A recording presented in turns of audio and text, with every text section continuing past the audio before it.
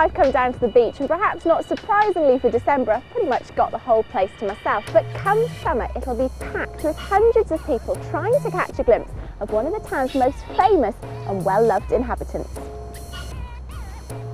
Although tiny, puffins have got a big following.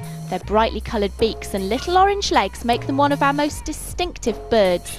They're only found in a few places around the world, and in the breeding season, North Berwick boasts one of the largest colonies in the UK. But all is not well with puffins in the area. Since 2001, the population on Craigleith, an island off the coast here, has dropped from around 40,000 to just 2,000. The birds are all out at sea now. These images of the puffins were caught on the Scottish Seabird Centre's webcam last breeding season. Lots of people here are now wondering how many of the birds will be back this year and how long sites like this will last. Being a resident of North Berwick, you can't divorce North Berwick town from the sea and the islands and what is happening with climate change. And one of the things that's become obvious is that the puffin numbers have gone down drastically. North Berwick is a beautiful town.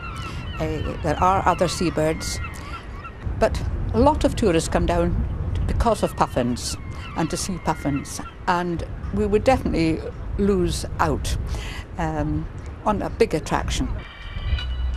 To find out more, I met up with Ian Baird, a zoologist at the Scottish Seabird Centre. He explained that the decline has been caused by a problem plant called tree mallow. It's not actually the plant itself that's directly killing the puffins. It would be a fairly scary plant that would be able to do that. But what it's causing is an inability for the puffins to actually access their burrow. It's not a plant you'd normally find around this area. It's actually from the Mediterranean, but because we're not having the frosts anymore, the really hard frosts that would otherwise kill it, it's spreading all over the islands where the puffins actually like to burrow. What are you doing to try and stop this from happening?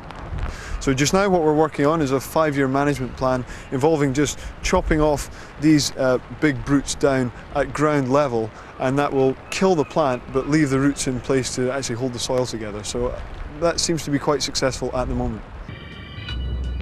Actually getting rid of the stuff though is pretty difficult, and even the Marines were called in this autumn to try and help.